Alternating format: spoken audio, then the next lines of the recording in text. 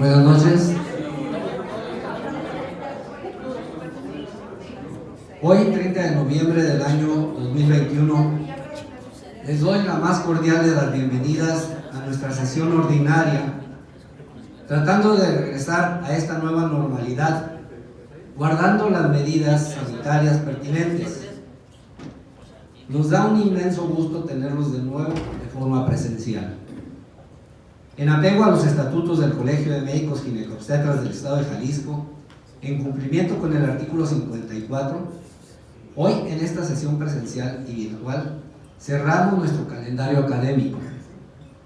Quiero agradecer a todos los laboratorios médicos participantes y socios comerciales, muy particularmente esta noche a Laboratorios Novok, el apoyo y la participación que han tenido en este año con el Colegio de Médicos Ginecobstetras del Estado de Jalisco.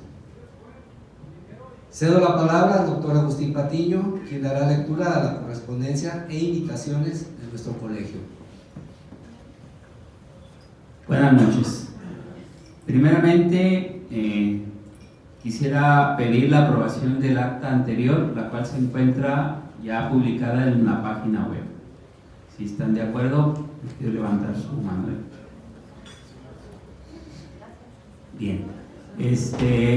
Pasando al punto de correspondencia, quizás por ser cierre de año no recibimos ninguna invitación de algún colegio cercano o hermano, pero el consejo directivo de esta gestión los invita a participar o a tomar los cursos virtuales de preeclampsia, climaterio y multidisciplinarios que tuvimos durante el año, con puntos para recertificación del Consejo Mexicano y con un costo de 1,500 pesos. A los interesados, pues comunicarse a las oficinas del colegio.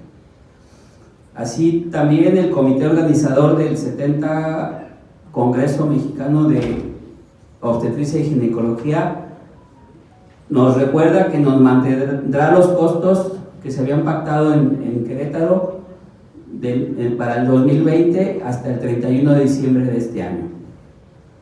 También los interesados, está publicado en la página web del colegio los costos, y creo que se les dio una hojita recordándoles parte del congreso. Les hacemos de su conocimiento que este año se ingresaron los expedientes del 2017 al 2020 para reactivarnos a profesiones del Estado de Jalisco, ya que dichos expedientes los tenían extraviados la dependencia. Ya se les dio un acuse de recibido por si alguien gusta revisarlos y verificar la información. Y volveremos a ingresar los documentos en el 2022 con la intención de realizar la reactivación de nuestro colegio ante profesiones del Estado. Cedo la palabra al doctor Rafael Huerta Casillas para que haga la presentación de nuestro excelente ponente del día de hoy. Pues muchas gracias. Agradezco nuevamente a Laboratorios Novok. Y bien, quisiéramos abrir recordando que el síndrome de ovario poliquístico es una enfermedad multifactorial, pudiendo existir una o más causas en una misma paciente. Entre las causas del síndrome de ovario poliquístico se encuentra la obesidad. Aparece como un factor desencadenante muy importante en este trastorno y es uno de los factores que es preciso tratar para que esto no agrave la insulinoresistencia. La insulina es la hormona producida en el páncreas que permite que las células utilicen el azúcar, el principal suministro de energía del cuerpo. Para esto, tenemos en esta ocasión al doctor Gilberto Tena, quien nos va a hacer el favor de hablarnos acerca de este padecimiento y nuevas formas de tratamiento. El doctor Tena tiene amplia experiencia al frente de los hospitales de la Gineco 3 y de la Gineco 4 del Seguro Social, liderazgo al frente de la vicepresidencia de Comego, y es un referente para transmitir los conocimientos más relevantes en nuestra profesión. Doctor, buenas noches y bienvenido.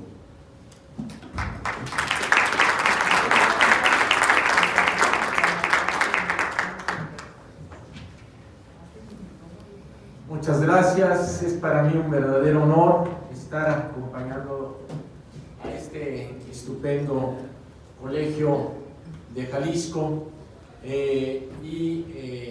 bueno, pues deseándoles mucho éxito en este próximo partido de Pumas Atlas, aunque debo de manifestar que yo soy Puma. Entonces, pero bueno, que es un buen juego, ¿no? Y me da mucho gusto estar aquí por muchos motivos, porque veo amigos y porque pues es una asociación, un colegio que siempre ha mostrado mucho entusiasmo y estar a la vanguardia en todos los aspectos académicos de nuestra especialidad. Y bueno, pues miren, este tema es de especial interés y es de especial interés sobre todo por aspectos epidemiológicos que nos importan a todos. Vamos a hablar sobre la obesidad desde un punto de vista desde un punto de vista ginecológico. Les quiero decir que esta conferencia es patrocinada por no les manifiesto mi conflicto de interés, y esta es la agenda que vamos a tener para el día de hoy. Vamos a hablar de la obesidad como una enfermedad crónica, en continuidad de lo que platicamos por aquí en el curso de climaterio. Recordarán que hablamos de la obesidad y complicaciones crónicas, de enfermedades crónicas de la obesidad. Bueno, ahora esta es la segunda parte. Ahora nos vamos a enfrentar al problema, pero vamos a buscar también la solución. Comorbilidades que afectan a la mujer, los beneficios de una pérdida de peso significativa, prolongada, el tratamiento farmacológico de la obesidad, cómo la podemos enfrentar, conociendo la liraglutida, que es un nuevo medicamento que nos ayuda a combatir la obesidad, y los mensajes para llevar a casa. Pero quiero empezar con esta plática con algo que es muy importante. ¿Cuál es nuestra percepción de la obesidad como ginecobstetras? Y vean ustedes esta encuesta realizada en Estados Unidos a más de 1000 ginecobstetras, ¿cuál era la percepción de la obesidad? Y creo que en México no es muy diferente. 65% de los ginecobstetras nunca recetan medicamentos para bajar de peso. 28% no las refieren a un bariatra a pesar de que su paciente tenga una obesidad y a veces obesidad mórbida. 47% de los médicos manifiestan que les quita mucho tiempo el tratar a una paciente con problemas de obesidad, les cuesta trabajo. 53% refieren que no tienen preparación o que esta es nula en la reducción de peso, no saben cómo hacerlo, no saben cómo enfrentar el problema, y 70% creen que la paciente no hará ni la dieta ni el ejercicio.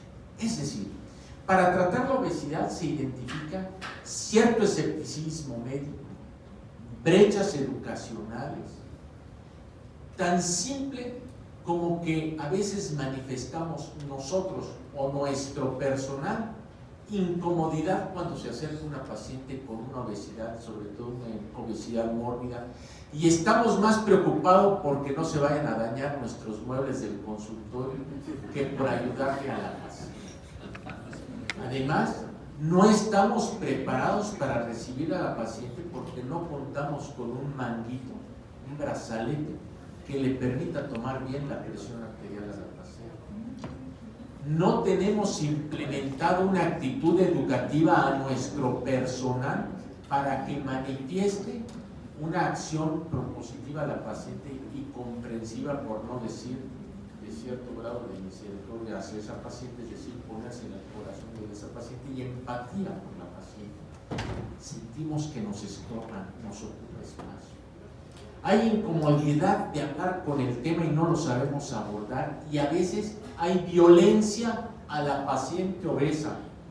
Le decimos gorda, le decimos de una manera ciertamente despótica, y recuerdo a algún compañero que las regañaba y les hace sentir culpa de que el problema que tienen es por su gordura y por su obesidad. Me pregunto, ¿así tratamos a una paciente hipertensa? ¿Así tratamos a una paciente hiperplástica? ¿A una paciente con depresión? ¿Qué las tratamos así? Y además, desafortunadamente, desde mi punto de vista de la medicina privada, hay pocos incentivos económicos para tratar a una paciente obesa.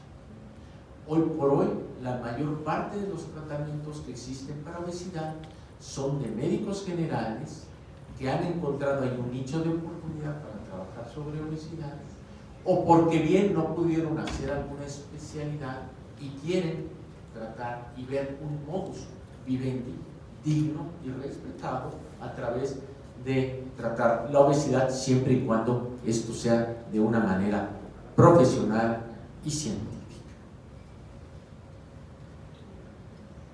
La obesidad cumple con criterios comunes para ser considerada una enfermedad.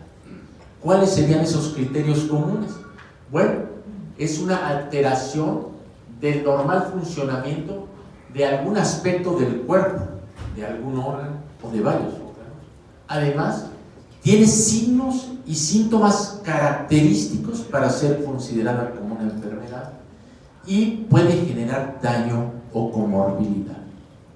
A pesar de estos tres criterios, la obesidad no era considerada como enfermedad hasta el año 2013, en que varias sociedades que ven ustedes aquí se manifestaron para hacer una propuesta y que la Organización Mundial de la Salud la aceptara no como una condición, sino como una verdadera enfermedad. Y tienen aspectos de disregulación del apetito, de balance de energía normal, de disfunción endocrina, de infertilidad, de hígado graso, de dislipidemia. Hay incremento de la grasa corporal, hay síntomas asociados con incremento de la grasa, incluyendo los tres que se manifiestan ahí. Y por otro lado, hay daño secundario, como puede ser diabetes, enfermedad cardiovascular, síndrome metabólico, cáncer, osteoporosis, etcétera, etcétera, etcétera. La enfermedad, hablando ahora sí, enfermedad de la obesidad, no voy a decir la obesidad, sino la enfermedad de la obesidad, es una enfermedad compleja y multifactorial. Tiene un componente genético, tiene factores externos, como los que ustedes ven aquí, factores fisiológicos que se pueden ver aquí. Es decir, de la obesidad pongo esta tradicional imagen del iceberg para decir que la obesidad es la expresión de una gran serie de factores subyacentes que hacen que se exprese la obesidad y de los cuales muchos conocemos y de los cuales trataremos hoy de traer a flote para que nos quede en nuestro acervo del conocimiento. La obesidad es un desbalance entre la ingesta de energía y el gasto de energía, así de simple. Pero tiene un origen genético y un origen epigenético, es decir, hay una mezcla entre los aspectos genéticos y el ambiente. Cuando el ambiente que se está manifestando es un ambiente saludable, obviamente con una nutrición, sin estrés, un ambiente adecuado, se va a manifestar como salud. Cuando se rompe ese balance, evidentemente se va hacia la enfermedad. ¿Y qué sucede? Que además de las causas genéticas propiamente dichas, bien identificadas con mutaciones bien establecidas, hay aspectos poligénicos, es decir, de varios genes que intervienen, que nos pueden dar polimorfismos, que codifican a péptidos que pueden actuar a nivel del centro del hambre y la saciedad y que pueden modificar la biología del tejido adiposo. Además, esto puede influir sobre el crecimiento, desarrollo, acúmulo y distribución de esa grasa, y esto va a redundar sobre el metabolismo y el control del gasto energético. La enfermedad de la obesidad se asocia a múltiples complicaciones. Señalo aquí las metabólicas que pueden ustedes ver y las que tienen que ver con cáncer, por ejemplo. Y bueno, no me voy una por una, vean ustedes que muchas nos corresponden a nuestra especialidad.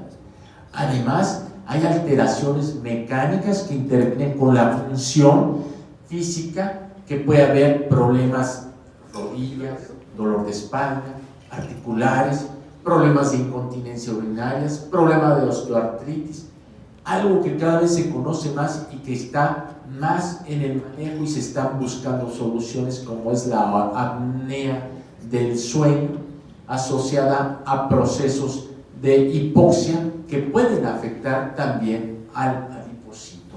Lo veremos más adelante. Y obviamente problemas mentales. Atrás de una paciente que tiene una obesidad y una obesidad mórbida, hay grandes problemas psicológicos que pueden tener mucho tiempo de duración, que pueden ir influyendo desde su niñez, que ha pasado a través del bullying y llega a la adultez. Y puede haber depresión y puede haber estados de ánimo patológicos, y a veces no le dedicamos el tiempo y nosotros, al contrario, la revictimizamos a la paciente porque no le tenemos ni la compasión ni le tenemos ese aspecto médico que nos toca. Primero, cura. Si no puedes curar, alivia, y si no, consuela. Entonces estamos perdiendo nuestro objetivo con esa paciente obesa. La obesidad influye negativamente sobre la calidad de vida, tanto en los aspectos físicos que están, los aspectos físicos que los pueden ver en azul, en función del índice de masa corporal. A mayor índice de masa corporal, mayor problemas de salud, vean ustedes, en sentido negativo, y también se empiezan a manifestar esas alteraciones mentales. Todos conocemos muy bien la clasificación de la obesidad de acuerdo al índice de masa corporal, pero yo quiero recordarles que el índice de masa corporal es una medida de tamaño, es una medida de gravedad de la obesidad, pero no nos habla de la distribución de la grasa. Y en el manejo de la obesidad y en la enfermedad de la obesidad es muy importante tomar en cuenta la distribución de la grasa, porque la grasa abdominal, la grasa visceral, es la metabólicamente activa, como ustedes lo saben, y para eso podemos tener otras mediciones tan simples como la circunferencia abdominal o el índice cintura-cadera. Hay maneras muy elegantes de medir la obesidad, como la bioimpedancia o la resonancia magnética, para fines de investigación. Traigo a cuento esta gráfica porque viene de la encuesta de Salud en relación a la prevalencia de obesidad que tenemos actualmente en México. La pueden ver ustedes que el sobrepeso y obesidad en mujeres de 20 años y más es alrededor, tomando en cuenta el índice de masa corporal, del 40.2%, que se distribuye de acuerdo a estas décadas de esta manera. Sin embargo, si tomáramos la cintura de nuestras mujeres de 20 años y más, vean cuál sería la incidencia de obesidad. Estaríamos hablando que el 88.4% de las pacientes de 20 años y más tienen una circunferencia de su cintura mayor de lo debido, que como mayor de la debida, que es de 80 centímetros en la mujer, y nos habla de que tienen una distribución centrípeta de su grasa, y esto nos pone en condiciones de desventaja para problemas metabólicos. Esta gráfica, aunque está un poquito abultada, es muy interesante si la seguimos. La obesidad es un estado inflamatorio crónico de bajo grado que condiciona resistencia a la insulina. ¿Por qué un estado inflamatorio crónico? Veamos. Tenemos primero aumento en el consumo de la energía, hay aumento en el tamaño y en el número de adipocitos, pero puede haber condiciones que no se satisfaga la demanda necesaria para nutrir de oxígeno a todos esos adipocitos y puede haber un estado de hipoxia que puede favorecer la muerte del adipocito, favoreciendo cambios en su apoptosis, y eso puede activar macrófagos que además a su vez pueden activar sustancias propias de la inflamación, y esto nos puede dar con secreción de citocinas, factor de necrosis tumoral, interleucinas, que va a generar una respuesta inflamatoria, y esto nos puede generar una resistencia a la insulina. Por otro lado, a nivel del adipocito, los estados de hipoxia pueden generar fibrosis y obviamente implementa una implementación de, no alcanzo a leer, un impedimento en la expansión del adipocito, y al haber un incremento en la expansión del adipocito puede favorecer la muerte de ese adipocito, se rompe el adipocito, libera, aumenta, y esto es lo que se conoce como lipólisis, hay liberación de ácidos grasos, y al haber liberación de ácidos grasos se pueden depositar triglicéridos en otras partes del cuerpo, puede ser músculo, puede ser en el hígado, esto es lo que condiciona también hígado graso, y obviamente se manifiesta resistencia a la insulina. Finalmente, para terminar esta diapositiva, la alteración en la secreción de adipocinas, como puede ser la restina, como puede ser la bispamina, y esto nos genera estados proinflamatorios. Hay alteraciones en la secreción de la leptina que aumenta, puede dar un estado de resistencia a la leptina que también contribuye a la resistencia a la insulina. Enfocándonos un poco más a los aspectos fisiopatológicos del síndrome de ovario poliquístico, por estar en edad reproductiva, porque nos toca verlo mucho en nuestra especialidad, vean que la resistencia a la insulina es el vínculo fisiopatológico más importante entre la obesidad y el ovario poliquístico. Ya decíamos que hay liberación de adipocinas que favorecen la resistencia a la insulina, pero también aumenta la producción de andrógenos ováricos y disfunción ovárica, que es lo que vemos en el ovario poliquístico. Sabemos que el ovario poliquístico tiene un aspecto subyacente, que es una hiperandrogenemia, que se puede magnificar debido al exceso de presencia de adipocitos, de adiposidad. Se magnifica ese estado de hiperandrogenemia primario que puede haber. Obviamente, esa resistencia a la insulina hace que haya una hiperinsulinemia compensatoria, un hiperinsulinismo que también estimula al ovario poliquístico, y ahorita vamos a ver los cambios que se generan en el eje hipotálamo-hipófisis-ovario debido a esta resistencia a la insulina. Y obviamente, al haber una disfunción metabólica, hay una dislipidemia, genera una disfunción metabólica, y esto hay una lipólisis mediada por andrógenos, y en ambas condiciones se observa una alteración en la salud mental y emocional. Estos son los efectos de la obesidad en el proceso reproductivo y la fecundidad, abundando sobre el tema del síndrome de ovario poliquístico. A nivel del eje hipotálamo-hipófisis-ovario, hay un alargamiento de la fase folicular, acortamiento de la fase lútea, pero hay una reducción y una alteración en el gonadotropo, con alteración en la producción de FSH, en la cual se va a encontrar disminuida, y la LH se va a encontrar aumentada. Va a generar menstruaciones irregulares y va a generar una disminución de la globulina fijadora de hormonas sexuales, y al haber menos disminución de la globulina fijadora de hormonas sexuales, hay más andrógenos libres, generando un estado de mayor hiperandrogenemia.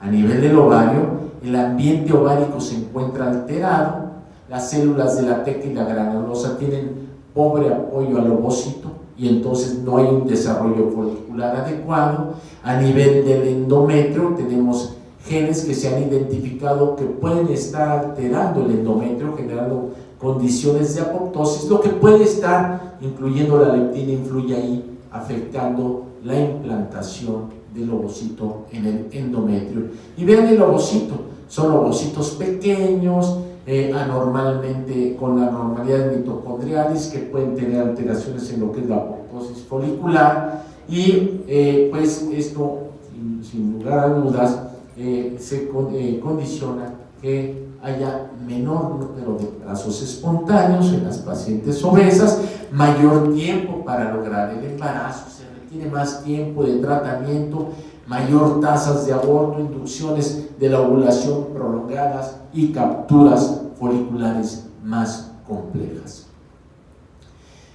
Hablando de los riesgos ginecológicos, además de los que se pueden presentar en los trastornos de infertilidad que ya mencionaba, puede haber complicaciones obstétricas, si ustedes las han vivido, partos más difíciles, cesáreas más complejas, mayor morbilidad y mortalidad.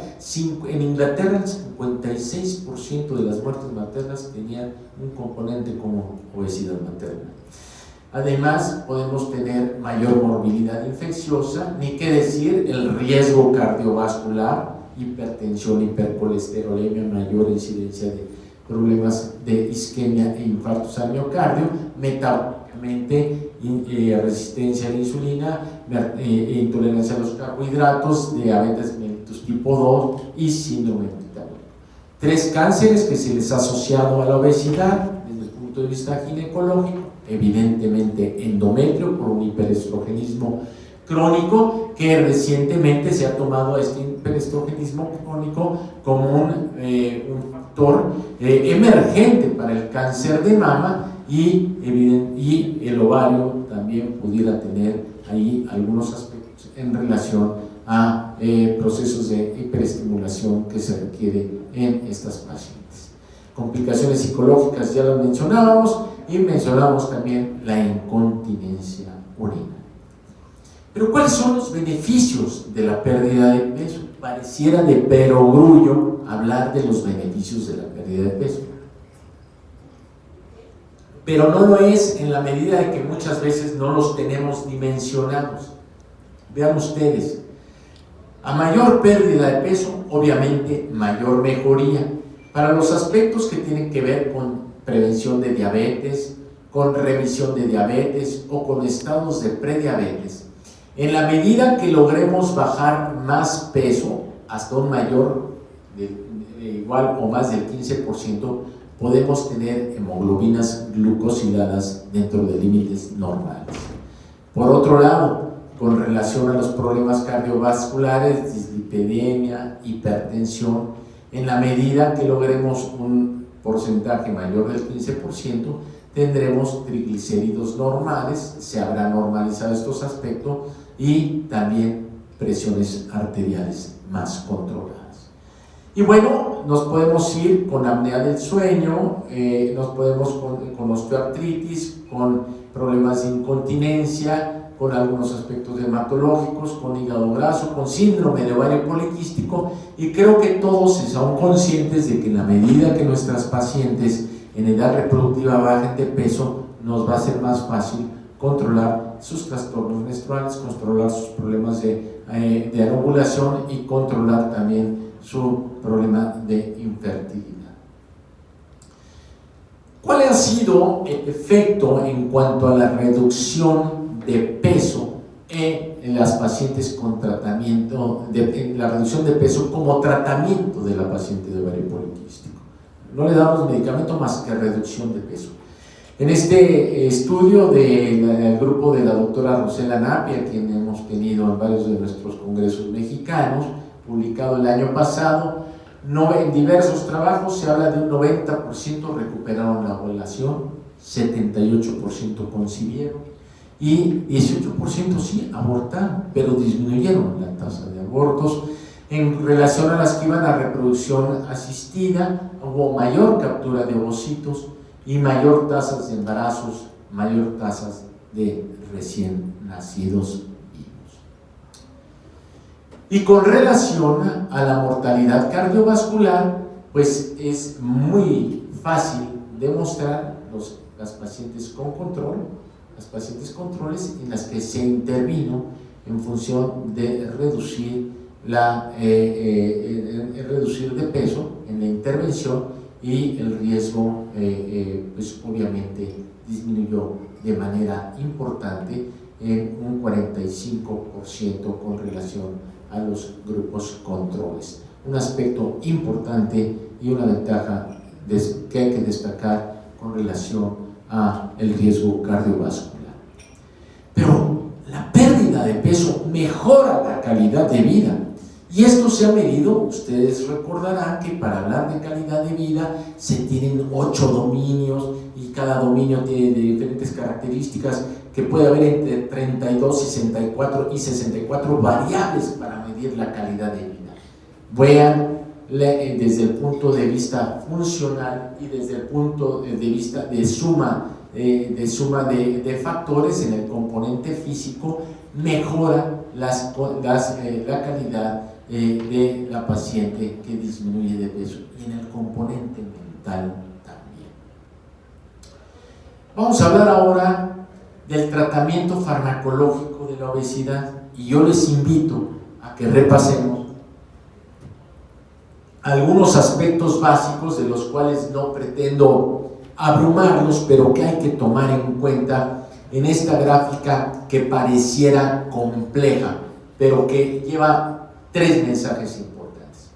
Primero, 4. El cerebro es el integrador de las señales periféricas que regulan el balance de energía de largo plazo.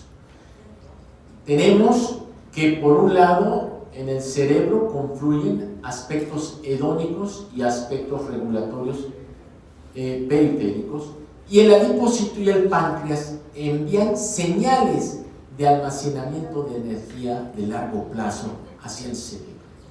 Señales neuronales y péptidos intestinales retroalimentan sobre el estado nutricional reciente al cerebro, y esto es muy interesante.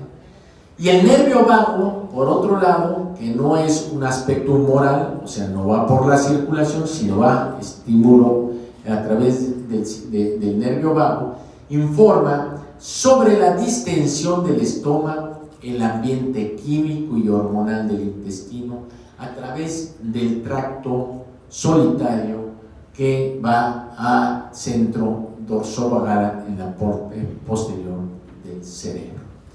Y pareciera complejo, pero lo esquematizamos aquí para que sea más entendible y lo recordemos un poquito de cuando estudiamos esto, que no tiene, que yo creo que en nuestros libros pues no estaba todavía muy definida estas acciones. Pero vean ustedes. Señales periféricas modulan el hambre y la saciedad en las neuronas hipotalámicas. Me explico. La leptina, la insulina son señales del adipocito que actúan a nivel del núcleo arcuato, en las células, a nivel de la propiomelanocortina y de las células que tienen que ver con los cannabinoides y que tienen que ver con ese tipo de receptores, y los estimulan, y esto a través de hormonas estimulantes de los melanocitos actúan sobre los receptores MC3 y MC4, actuando en el centro de la saciedad, en el segundo orden, en neuronas del segundo orden, en el hipotálamo, y por lo tanto hace que disminuya nuestro consumo de energía. Pero por otro lado, los péptidos de la saciedad, como pueden ser el péptido YY, el glucagon-like péptido 1, chéquenlo, el péptido, perdón, se me fue ahorita el nombre, pero lo encontramos fácilmente aquí, el polipéptido pancreático, el péptido YY, los encontramos aquí. Estos péptidos generan, junto con la leptina y la insulina, bloquean los receptores de los receptores agouti, que estos receptores agouti son los que estimulan al centro del hambre. Cuando son estimulados positivamente generan hambre y aumenta la alimentación. Y el principal estímulo de estos receptores agouti los da la grelina, que la grelina es una señal del hambre y la grelina es una incretina que se libera en el intestino. Entonces tenemos las señales del adipocito, las señales de la saciedad dado por estos polipéptidos y las señales del hambre dados principalmente por la grelina. Estos bloquean, estos estimulan el centro del hambre y también el GLP-1 estimula los receptores de propionilocortina que van hacia el centro de la saciedad. Y por otro lado, pero con una interacción importante, el nervio vago actuando por el núcleo del tracto solitario hacia el cerebro posterior, estableciendo aspectos de vaciamiento gástrico, estado metabólico y estado de la alimentación. ¿Y esto por qué es importante? Porque debemos entender que la regulación del hambre, de la saciedad, es muy fina. Intervienen varios factores, pero es muy fina. Y tenemos una gran sorpresa, que la reganancia de peso es el enemigo a vencer de la obesidad. Todos ustedes, estoy seguro que en su práctica clínica han tenido la experiencia de la paciente que la bajaron de peso y tuvo rebote. Le llamamos, la palabra rebote no es una palabra muy apropiada, deberíamos utilizar la reganancia de peso. ¿Y por qué la reganancia de peso se presenta? ¿Y cómo le hacemos para revertirla? Por esta razón. La obesidad protege a la obesidad por aspectos que se piensa muy ontológicos, muy lejanos, desde los aspectos primitivos en estados donde había de hambruna prolongada, cuando se dedicaban a la caza. Entonces hay una pérdida de energía y entonces hay estímulos que dicen tienes que comer energía como un acto de sobrevivencia y empiezan a producirse hormonas orexigénicas como la grelina, que es una incretina intestinal que ya les mencionaba, y disminuyen las hormonas anorexigénicas, las que inhiben el hambre, donde se encuentran sobre todo el GLP-1, el glucagón, la péptido, la insulina, la leptina, péptido YY, la colecistoquinina. Estas disminuyen, ¿y qué sucede? Que al disminuir estas, aumentar estas, la paciente empieza a comer porque hay cambios en el comportamiento y además se generan cambios en el comportamiento que las pacientes a veces empiezan a comer con mucha intensidad y sobre todo cosas con mucha carga calórica, índices glicémicos muy altos. Y hay estos cambios que son los contrapesos, pero el resultado es la reganancia de peso. ¿Y cómo podemos nosotros evitar la reganancia de peso? Aquí es donde entran los medicamentos. ¿Por qué? Para tratar la obesidad se requieren 4 aspectos importantes: dieta, actividad física, apoyo emocional, intervención en el apoyo emocional, y el cuarto es el medicamento. Y por eso pongo esta gráfica, vean las pacientes que tuvieron con control y en este caso a las que se les continúe dando un fármaco que desafortunadamente ya no tenemos y que ustedes debieron de haber manejado alguna vez, que era la sibutramina, que desapareció ahí al principio de este siglo, pero logramos efectos interesantes y vean ustedes cómo ayuda a mantener el peso por más tiempo. ¿Cuáles son los medicamentos que tenemos para tratar la obesidad a largo plazo? En México tenemos el Orlistat, que actúa a nivel de la absorción de las grasas, y que tenemos también la fentermina, que es un norandrogénico, ¿sí? Y tenemos la naltrexona bupropión, que es una combinación de medicamentos que actúan a nivel del sistema nervioso central, y la liraglutida, que es un análogo de GLP-1. Los que están, estos son los que están autorizados en Europa, estos son los que están autorizados por la Food and Drug Administration. No tenemos nosotros en México la combinación de fentermina topiramato, y la lorcacerina fue recientemente sacada de la farmacopea debido a que se encontró en unas asociaciones con incremento de cáncer. Aquí tienen su mecanismo de acción y las indicaciones, prácticamente la mayor parte de los tratamientos a largo plazo tienen dos indicaciones: sobrepeso mayor de 27, de un índice de masa corporal de 27 kilogramos por metro cuadrado, o asociado a comorbilidad, es decir, un índice de masa corporal de 27 o más asociado a comorbilidad, o bien obesidad mayor de 30 con o sin comorbilidad. ¿Cómo actúan los medicamentos que tenemos en nuestra farmacopea a largo plazo? La fentermina en la ingesta de energía, inhibiendo los receptores de dopamina y noradrenalina.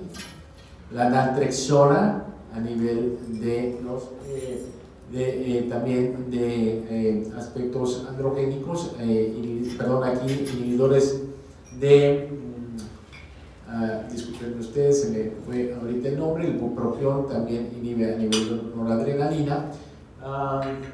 Me voy a acordar más adelantito que vaya pensando en otra cosa. También inhiben la ingesta de energía, receptores opioides. Ya, disculpen ustedes, a veces se distrae uno, y son los dos mecanismos de acción, a nivel opioides y a nivel de la noradrenalina. El orlistat con la lipasa pancreática, y esto hace que no haya absorción de grasas. Y la liraglutida tiene un componente dual a nivel central, como lo vimos en el esquema previo, a nivel del núcleo arcuato, y por otro lado, a nivel intestinal, también tiene varios efectos. Quiero señalar aquí que estos medicamentos que están en rojo son muy utilizados en México, pero no están autorizados por ninguno de los dos grandes organismos a nivel Europa y Estados Unidos, y además se ha encontrado que tienen efectos secundarios importantes, desde generar adicción, puede haber pensamientos suicidas, puede haber inhibición puede haber inhibición de la tiroides al estar dando tiroides, y hay una mezcla importante de medicamentos que además no hay verdaderamente evidencias clínicas suficientes para justificar su uso, y menos a largo plazo. La fentermina, supresor del apetito, estimula el sistema nervioso central, estimula la noradrenalina y catecolaminas, tiene contraindicaciones importantes, por ejemplo, cardiopatías, hipertiroidismo, glaucoma, historia de abuso de drogas, porque puede tener un efecto de adicción, y tiene efectos adversos como insomnio, agitación, mareo, estados eufóricos, disfóricos, dependencia psicológica, taquicardia, hipertensión. Se puede reducir un efecto importante, ojo, no se debe de utilizar por más de 12 semanas. El orlistat, la inhibición de la lipasa pancreática, a la dosis indicada, no a la que se encuentra, que la puede comprar la paciente en la farmacia, de 60 miligramos, a la dosis indicada de 120 miligramos 3 veces al día, se puede lograr una pérdida de peso que puede ser de largo plazo, pero ojo, a esta dosis, si la paciente no tiene una dieta baja en grasas, va a tener accidentes importantes, flatulencias con descarga, y verdaderamente es una pérdida de micelas de grasa que se encuentran en las heces. Puede tener diarrea, puede tener efectos secundarios gastrointestinales importantes si no lo lleva de una manera importante, con una dieta muy estricta, baja en grasas, para que tenga su efecto. Y por otro lado, hay que tomar en cuenta que puede estar inhibiendo la absorción de vitaminas liposolubles, por lo tanto debemos de suplementar.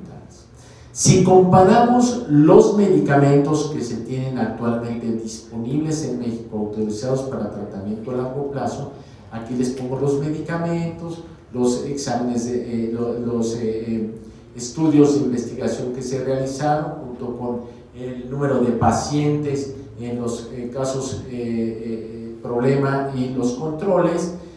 Todos los trabajos de investigación que hay sobre medicamentos para bajar de peso siempre llevan una dieta baja en calorías y ejercicio o actividad física de entrada.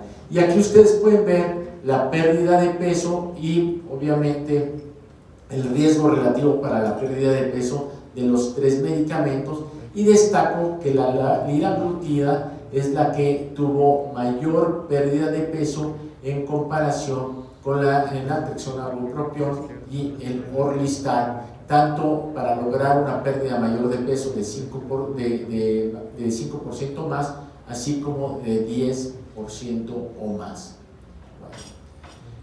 Vamos a conocer qué es la liraglutida, vamos a entender qué es la liraglutida. Bueno, la liraglutida es un análogo del GLP-1. ¿Y el GLP-1 qué es?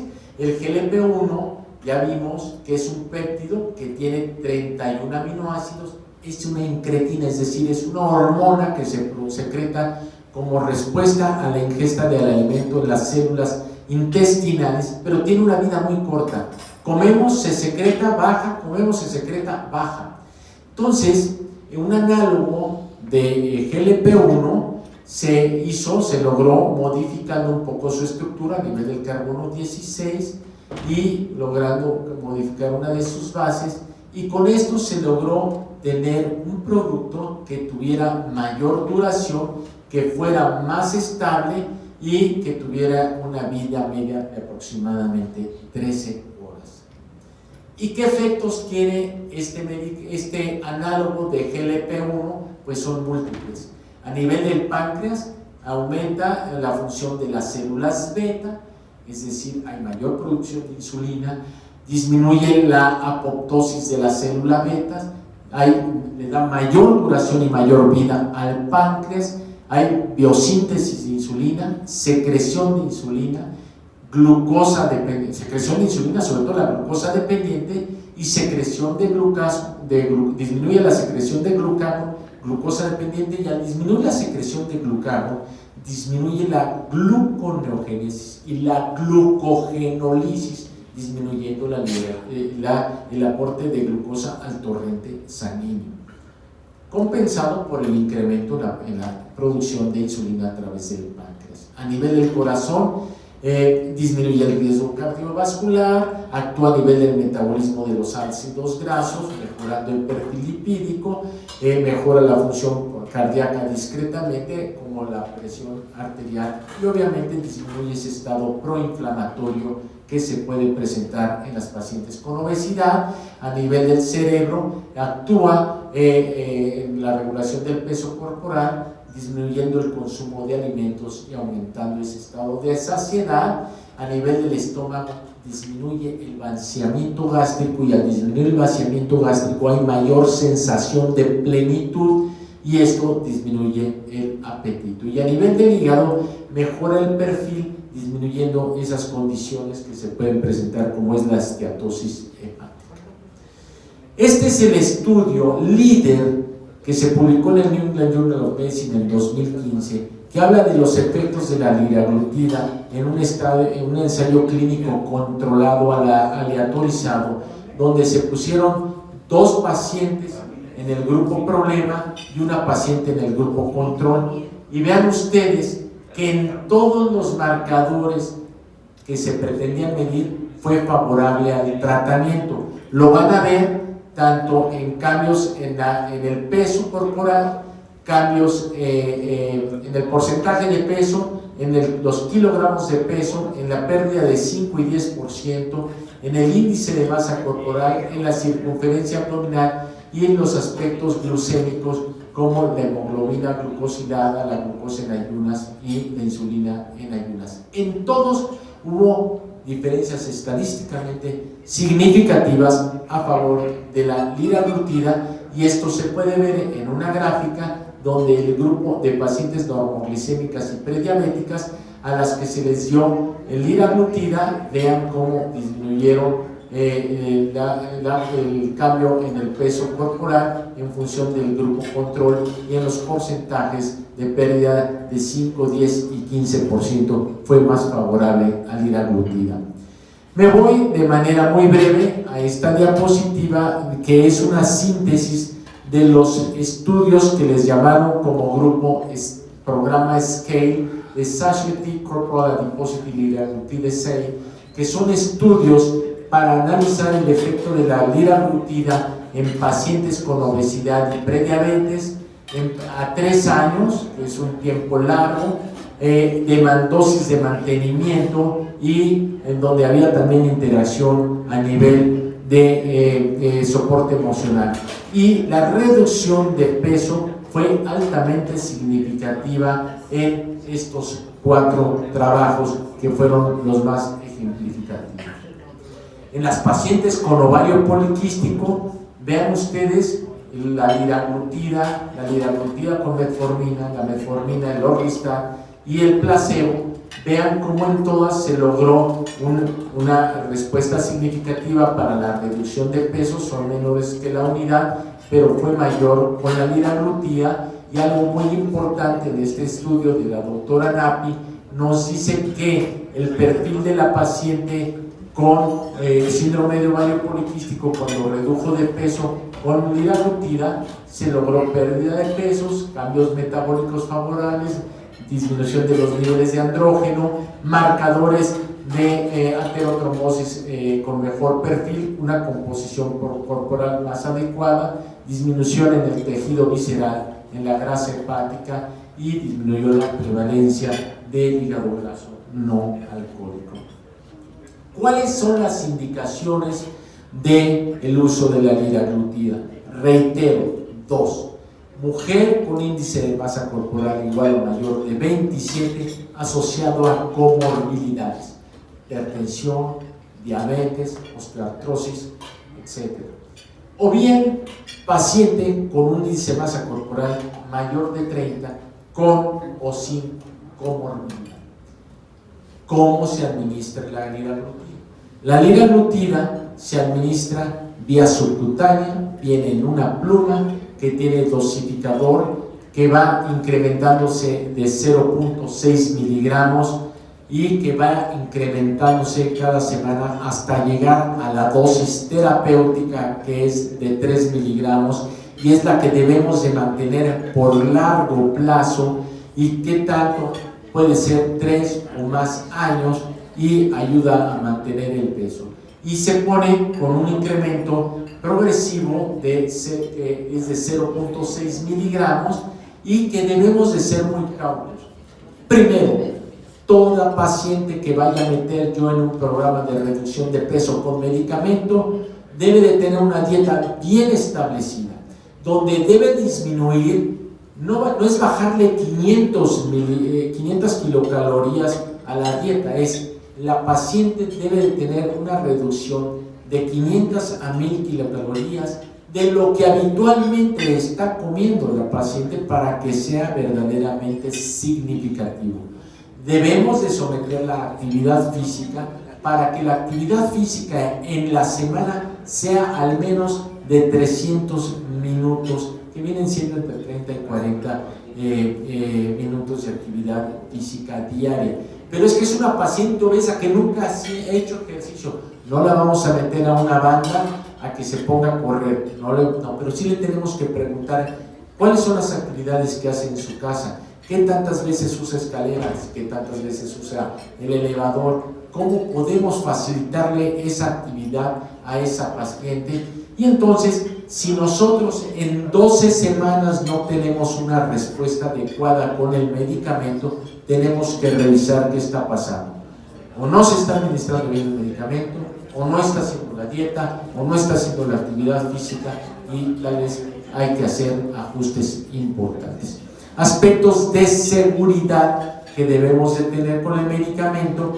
En roedores se encontró que en pacientes en roedores podía haber un incremento del cáncer medular de tiroides en roedores. Entonces, esto fue algo que se puso en la etiqueta, y debemos evaluar el funcionamiento tiroideo de nuestras pacientes.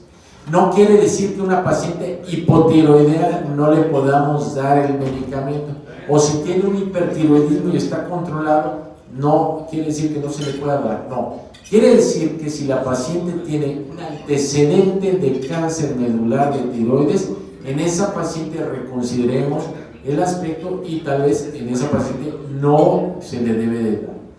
Asimismo, les debo de manifestar que la mayor parte de los efectos secundarios fueron de tipo gastrointestinal, sobre todo en las primeras 2 o 3 semanas de tratamiento, pues la náusea, puede haber eventualmente trastornos gastrointestinales como vómito, diarrea o constipación, pero que si nosotros estamos cerca de nuestras pacientes, y así se recomienda que las primeras semanas estemos citando a nuestras pacientes cada 15 días para estar evaluando y reforzando el tratamiento, continúen con el tratamiento porque este efectos secundarios son pasajeros y nuestra paciente se va a ir acoplando y va a lograr el objetivo de llegar a 3 miligramos diarios y va a haber una inhibición del apetito y va a notar una disminución de la pérdida de peso. Y bueno, pues eso lo tendremos que tomar en cuenta. Hay que tener cuidado si nuestra paciente ha tenido antecedentes de pancreatitis o si eventualmente desarrolla un dolor periumbilical que fuera intenso, que pensemos que podría haber un dato de pancreatitis. Ahora, para desarrollar pancreatitis no es por una modificación de un incremento de la amilasa o lipasa pancreática ligeramente por arriba del valor de referencia. Se requieren 2 o 3 veces estos niveles por arriba del valor de referencia para pensar en una pancreatitis. Entonces, seamos cautos, tengamos en mente de que podría haber esto. Es poco frecuente y por otro lado, pensar que también la paciente obesa es más propensa a desarrollar colecistitis y coledocolitiasis. Pero además una cosa que sucede en la paciente que baja de peso de manera importante, hay cambios a nivel de los ácidos grasos biliares, se hace una bilis de diferente consistencia que puede favorecer más cambios, litiasis y puede favorecer un estado de colecistitis y habrá que tenerlo en cuenta en estas pacientes. Entonces esos 2 aspectos es importante. No hay una relación directa más que en algunos, en especies inferiores, en roedores hubo algunos cambios a nivel de tejido mamario, pero no hay una condición de que genere o predisponga a un cáncer de mama. Simplemente se observó que en el grupo de pacientes de liraglutida hubo más eventos, pero también hubo más pacientes, entonces el laboratorio lo pone como una condición de observación, pero no hay una relación directa hasta ahorita. A nivel cardiovascular puede haber un ligero aumento en la frecuencia cardíaca, pero nada significativo, y a nivel neurológico y psiquiátrico tampoco. Aquí señalo simplemente los números en relación a la náusea, diarrea, constipación y vómito, que serían los más frecuentes, y que vean ustedes los siguientes pues ya no son tan importantes. Es un medicamento que en pacientes diabéticas se puede utilizar si están teniendo indicación, pero hay que hacer ajustes si es que la paciente está medicalizada para su diabetes, y no es recomendable combinarlo con sulfonilureas porque puede potenciar el efecto hipoglucemiante. Pero si la paciente está con biguanidas o está con algunos otros medicamentos, se puede utilizar de manera segura, pero habrá que hacer ajustes en los otros medicamentos para no generar un estado de hipoglucemia. Las contraindicaciones ya se las comenté: cáncer medular de tiroides, hiperplasia endocrina múltiple tipo 2, no está indicado en el embarazo. Si la paciente se les embaraza y está con liraglutida, simplemente suspende el medicamento, tiene una vida media de 13 horas y en 13 horas ya no tiene medicamento la paciente. O bien hipersensibilidad a los componentes, y ya mencionaba yo estos aspectos. ¿Dónde se ubica la liraglutida dentro del contexto de las guías de práctica clínica internacionales para disminuir de peso? Aquí, dentro de las guías europeas, medicamento de primera elección, junto con Orlistat y naltrexona. Las guías canadienses para la pérdida de peso está indicado como medicamento medicamento de primera elección. Para mantenimiento del peso está indicado como medicamento de primera elección. Para la paciente que es diabética y tiene obesidad, está indicado como medicamento de primera elección. Y para pacientes con prediabetes, más sobrepeso y obesidad, también está indicado como primera elección. En pacientes diabéticas, prediabéticas, retrasa el diagnóstico de establecimiento de diabetes mellitus tipo 2 en un 80%, y esto le da más vida a esa paciente prediabética. Mensajes para llevar a casa. Bueno, pues la obesidad es una enfermedad crónica.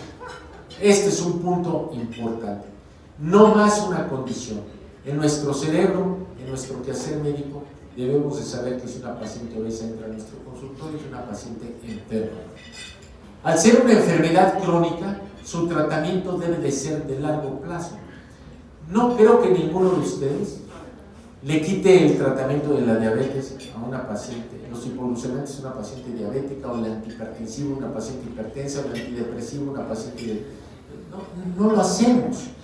¿Por qué le vamos a tener que quitar el tratamiento para reducir el peso a una paciente que está con una enfermedad crónica? La reducción de peso disminuye comorbilidades, mejora el perfil reproductivo y la calidad de vida de la mujer.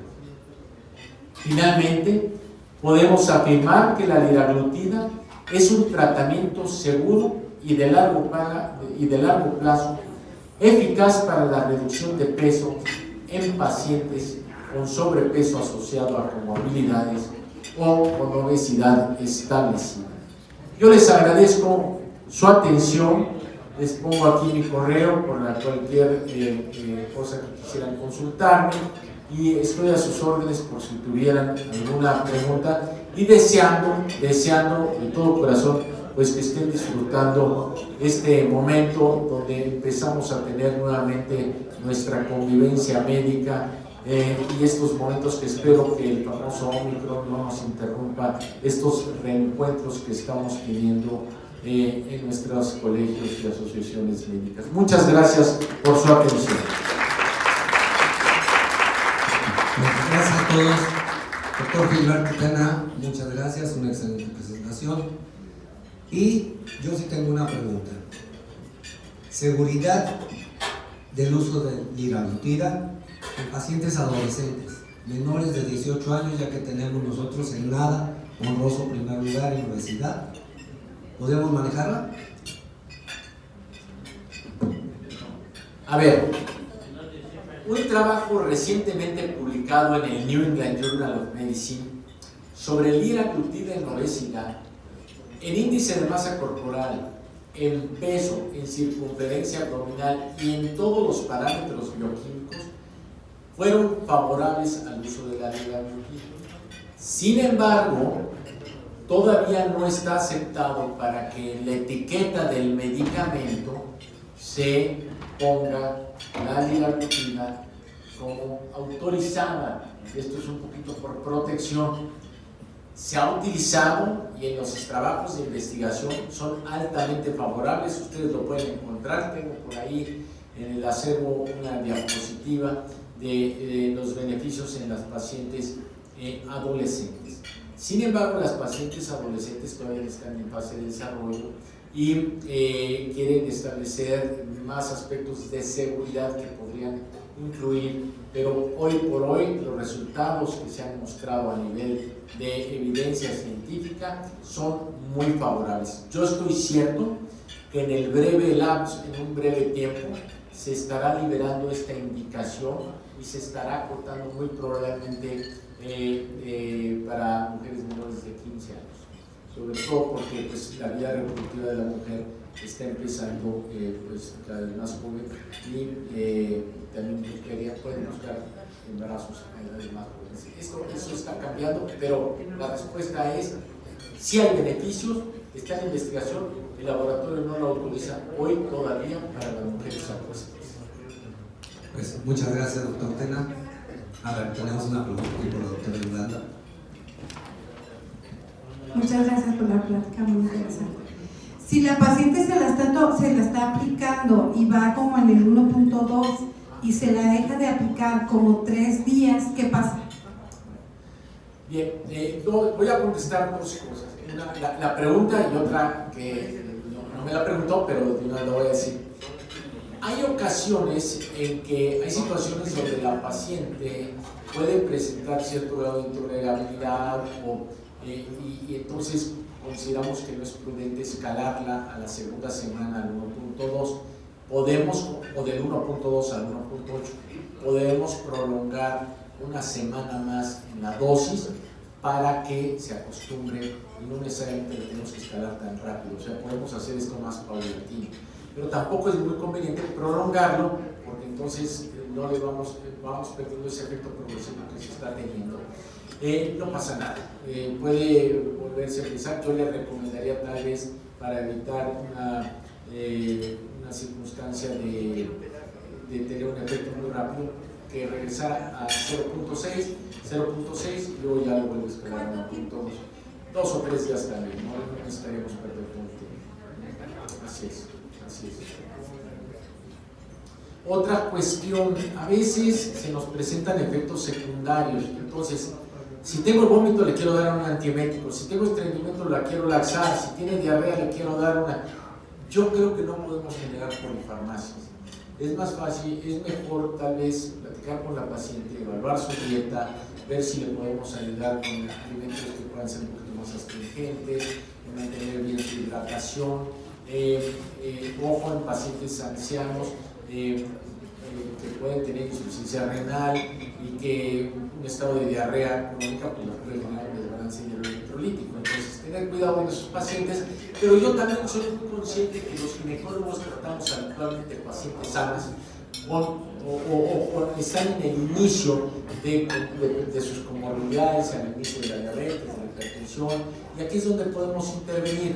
También soy consciente que pacientes ya con mayor grado de comorbilidad, pues tenemos la interacción con otros especialistas donde debemos de formar equipos de trabajo, porque he tenido una paciente que llegó con liraglutida y por alguna razón tuvo que ir al endocrinólogo. ¿Y por qué el ginecólogo le está dando eso? Y el que sabe de eso, ¿por qué no le voy a dar eso? Si también tengo acceso al medicamento y sé cómo prescribirlo y no tengo por qué no hacerlo, ¿no?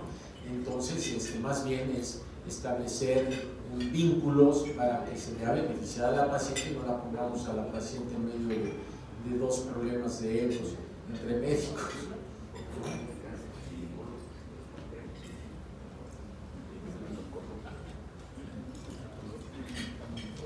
Pues doctor, muchas gracias por su presentación, gracias por la asistencia. Le damos un pequeño recuerdo al resto. Muchas gracias. Espero que no me lo tengan que cobrar ahorita todo, pero hacemos que nos formen los caballitos. Me voy a permitir invitar a Nayeli Pimentel. Ella es una de nuestras training del laboratorio Novo Nordic, ¿sí? Para que nos den en 5 minutitos cómo se usa y se aplica el medicamento Saxenda. Más que nada, aprovecho a todos, espero que disfruten la cena. Hablando de obesidad, ¿verdad? Válgame la ironía, ¿no? Antes que nada, si gustan tener su constancia de asistencia, pueden escanear el código QR, lo voy a parar un poquito acá arriba o por aquí está perfecto. Me voy a robar el apuntador.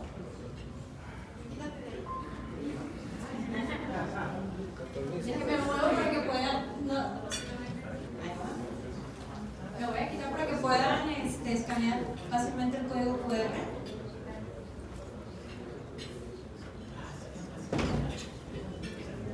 Ahora se preguntarán, bueno, el doctor estaba hablando de liraglutida, pero ¿cómo se llama ese producto? O sea, ¿cómo lo consigo en México? ¿Cuál es su nombre comercial? El nombre comercial es Saxenda.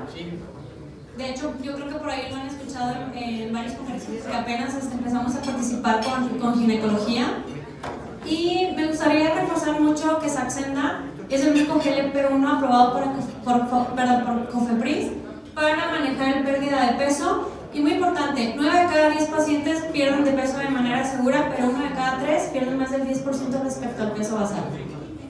Entonces, esto es súper bueno, ¿por qué? Porque con el 5% que el paciente baja respecto al peso basal, tiene buenas mejorías cardiometabólicas. Además, los pacientes experimentan mejoras múltiples en factores de riesgo cardiometabólico. Muchas gracias, como que hace eco, ¿verdad? Y como bien comentaba también el doctor Tena, tiene un amplio perfil de seguridad con su evidencia científica a 1 año y a 3 años. Bueno, también para Novo es importante el tema de que reconozcan la obesidad como enfermedad crónica. Por ello también nos hemos acercado con varias instituciones para que puedan, ahora sí que sus pacientes de banco y aseguradora puedan beneficiar con Saxenda. ¿En dónde estamos? Estamos en AXA Assistant, en HCBC, en Santander, Banobras, Monte de Piedad, Simsa, MediAccess y Daport.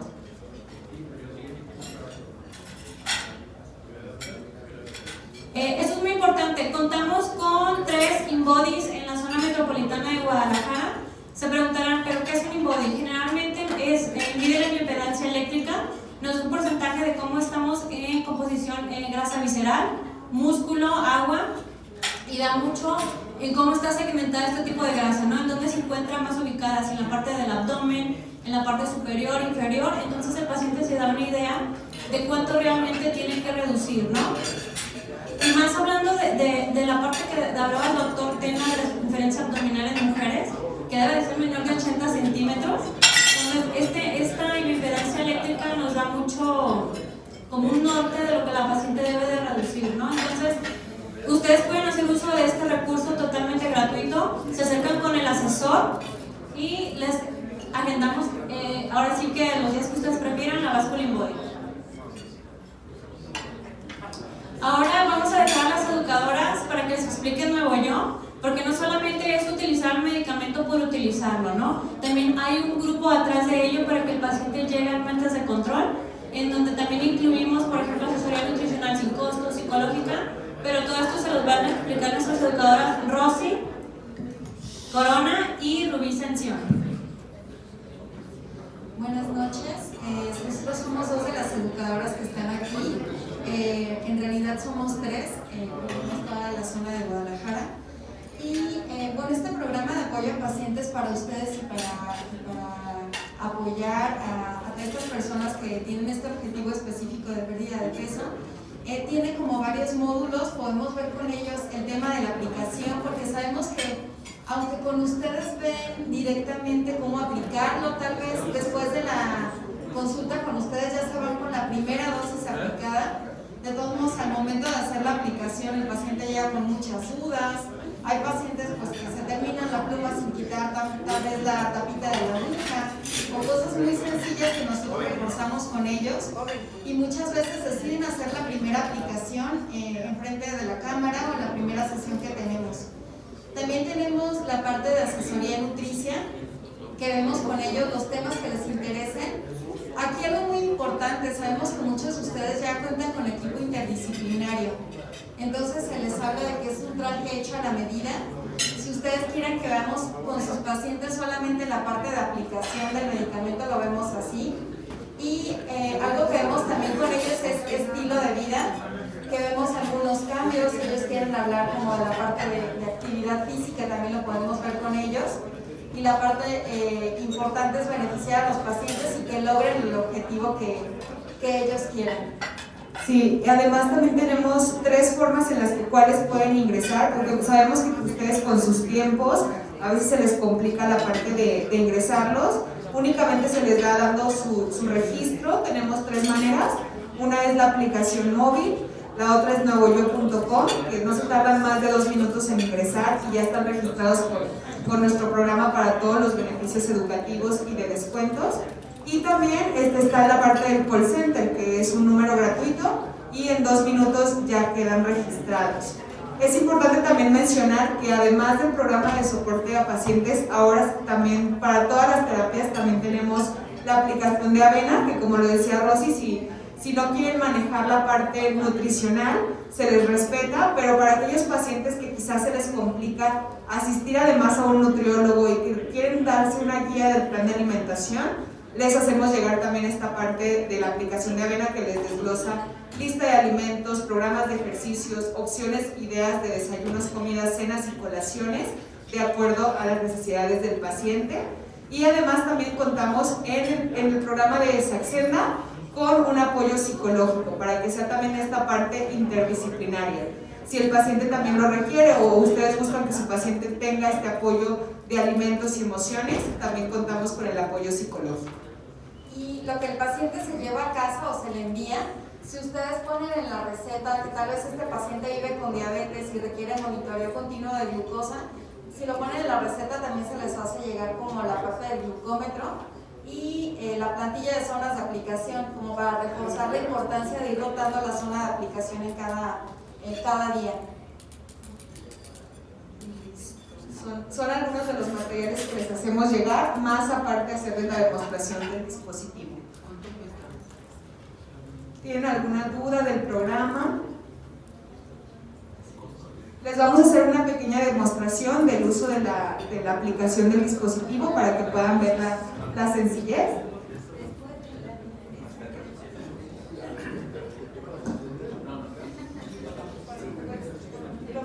Lo primero que se les pide al paciente es siempre verificar su líquido, que esté también clarito, que no lleve como turbiosidades o colores amarillos. Vamos a colocar las agujitas de Novofy, que son las que les han hecho llegar ahí también en su demo. Y se retira nuestro sello de seguridad, se enrosca perfectamente y retiramos ambas tapas, externa e interna. Ahí vamos a poder ver que ya está la agujita, es muy finita, son 6 milímetros, entonces realmente ingresa solo a la parte del tejido subcutáneo. Y se les pide hacer una pequeña prueba solo la primera vez que tienen la pluma para evitar algún bloqueo de la aguja. Esto se hace únicamente dando 2 clics en donde ustedes pueden ver la línea punteada de su dispositivo y damos un disparo al aire. Si ven, ahí salió el líquido, una pequeña brisa o una gota, entonces ya está listo para la aplicación. Ahí podríamos ya colocar la dosis inicial, que sería 0.6 y ya listo, ¿no? Como decía Rosy, sugerimos siempre o promovemos bastante la rotación de sitios de aplicación para que no lastimen la misma zona donde se les hace llegar. Entonces, por ejemplo, si fue alrededor del ombligo, esta se coloca de manera derechita, dejar como la ventanilla libre para poder ver la dosificación. Ingresamos, no es necesario presionar hasta el fondo, solamente cuando ingresa, colocamos toda la cantidad hasta que da clic en 0 y una vez en 0 se sugiere que se esperen por lo menos 6 segundos lentos para que se asegure la administración del medicamento. Ya pasando estos 6 segundos podríamos retirar y vamos a ver que la agujita sale limpia, no sale chorreando, entonces ese sería el objetivo de la aplicación exitosa. Si sale chorreando, quizás no se esperan los 6 segundos lentos, por eso corregimos esos pequeños detalles. Sí. Ya para esto, para su retiro de la aguja, sí se sugiere retirar la aguja entre cada aplicación, por lo mismo para que no exista alguna fuga del medicamento, y les damos recomendaciones de cómo almacenarlo, cómo transportarlo para su mayor uso y pues mejor vida del medicamento.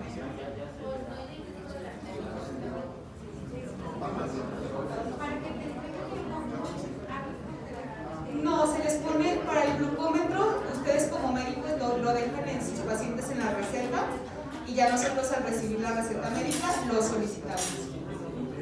Comentarle al paciente también que se le envía que lo solicite.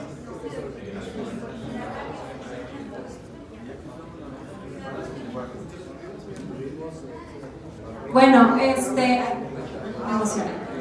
Hablando de puntos importantes, si ustedes requieren asesoría nutricional, les podemos proporcionar el número directo de las educadoras y recuerden que es un traje hecho a la medida, entonces habrá pacientes que a lo mejor padezcan, no sé, sobrepeso, hipertensión, dislipidemia, prediabetes, no se va a tener un plan alimenticio igual que una paciente que, por ejemplo, solamente tenga obesidad, por así decirlo, ¿no? Entonces, generalmente las chicas individualizan este tipo de plan alimenticio si es que no trabajan con su equipo multidisciplinario y también ellas se encargan de aplicarles la evaluación de ansiedad y depresión para canalizarlas con la psicóloga y recordarles que esto no tiene costo alguno. Entonces, todo esto les incluye con el uso de Saxenda. También se preguntarán, bueno, pues, ¿cuánto cuesta, no? ¿Cuánto le va a costar a mi paciente? ¿Cuánto va a invertir? Tenemos programas muy robustos, entre ellos, por ejemplo, con las cadenas virtuales. ¿Cuáles son estas cadenas? Son las donde el paciente habla, pide el medicamento y se lo llevan a domicilio. Tenemos descuentos escalonados del 10 con la primera caja, el 20 con la segunda y así sucesivamente. La tercera el 30% de descuento, la cuarta el 40% de descuento y de la quinta en adelante el 50% de descuento. Pero exclusivamente en Jalisco y en Guanajuato y Monterrey tenemos un plan piloto. ¿Qué significa esto? Aquí, por ejemplo, estamos trabajando con 2 distribuidores que son Healing o Drogas en Ceres. Generalmente el paciente puede escoger cuál de los dos les gusta más en cuanto a servicio, tiempo de entrega y todo. Los precios, por ejemplo, caja con 3 plumas en Healing y Drogas en Ceres sale en 3,000 pesos. ¿Y cuánto le va a durar? Pluma, a dosificación de 0.6 miligramos, cada pluma les dura 30 días. Y la caja son 3 plumas. A 1.2 miligramos, cada pluma les va a durar 15 días. A dosis de 1.8 miligramos, 10 días. A dosis de 2.4 miligramos, 7.5 días. Y a dosis de 3 miligramos, 6 días. Entonces, como cada paciente tiene un tratamiento diferenciado y no a todos los pacientes van a ir al mismo ritmo, aunque IPP indique que hay que escalonarlos rápidamente, una semana 0.6 miligramos de aplicación diaria y la siguiente semana 1.2, habrá pacientes que a lo mejor necesiten 1 o 2 semanas en 0.6 y así sucesivamente. La idea es llegar a 3 miligramos, pero en este escalonamiento de dosis ustedes pueden marcar las pautas para que el paciente experimente reducción de efectos gastrointestinales y tenga mayor adherencia al tratamiento.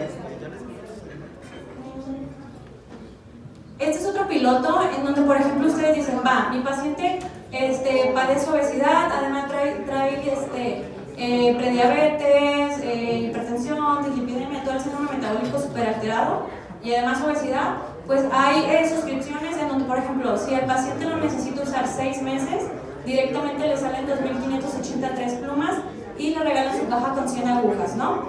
Y también está la parte de 12 meses en donde le salen 2.150 directo, caja con 3 plumas y le regalan su caja con 100 agujas. Entonces, ¿quién va a decidir el tiempo en que usar el medicamento? Ustedes como médicos tratantes, y también va a depender mucho de que el paciente cómo venga, ¿no? Si padece sobrepeso y una comorbilidad o si padece obesidad. Entonces, la ideal es que lo utilicen mínimo 12 meses, porque ¿qué pasa con las terapias que son utilizadas a corto plazo? Generalmente el cuerpo genera por así decirlo, una memoria, entonces tarda mínimo de 8 a 12 meses para habituarse a esa pérdida de peso. ¿Qué pasa si le damos tratamientos a corto plazo? El organismo va a hacer todo lo posible por reganar ese peso. Entonces, por ahí están los famosos llamados rebotes, después de suspender ciertos fármacos antiobesidad. Entonces, la idea es que el paciente esté en tratamiento mínimo 12 meses para que cuando el paciente lo pueda suspender, ya tuvo un año para cambiar de hábitos alimenticios o si no mejorarlos. 2, que cuando lo suspenda, el paciente ya se habituó a esa ingesta de calorías y por ello puede ya salir adelante sin medicamento. Y 3, también con todo este apoyo que tenemos multidisciplinario, pues tenga un óptimo desenlace, ¿no? Entonces, la idea es que se vea la obesidad como enfermedad crónica. Cualquier cosa que necesiten, somos 3 asesores. Ahí está la parte que nos toca.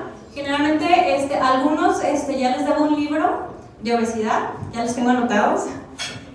Si gustan que les proporcionemos este libro que se llama 50 preguntas enfocadas totalmente en obesidad, a los que no me lo han pedido se pueden acercar conmigo y con mucho gusto se los podemos proporcionar en el consultorio.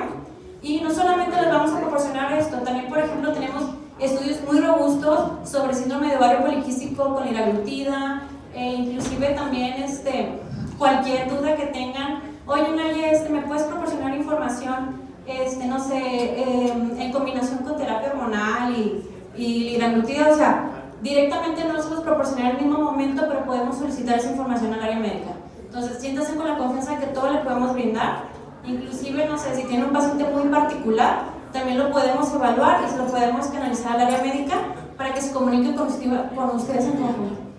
Entonces, Itzel Bonilla, Naya Pimentel, que soy yo, y Isaac Godínez, que anda por allá. Entonces, esas son las zonas, si gustan que sean visitados y adquirir, por ejemplo, que les agendemos InBody, que en su momento también proporcionarles información muy específica de ginecología, lo podemos hacer con total gusto. Entonces, allá anda Isaac. Entonces, estamos para servirles. Créanme que toda la información que les vamos a presentar realmente es muy sustanciosa, muy relevante, y generalmente pues a Novo le preocupa mucho la educación médica continua, y pues nosotros como obesidad no tenemos especialidad madre. Entonces, la verdad que hoy dice la doctora Yolanda, pura malandras, pero generalmente no tenemos una especialidad madre. Entonces, nos gusta que reconozcan a la obesidad como enfermedad crónica independientemente de la especialidad, ¿no?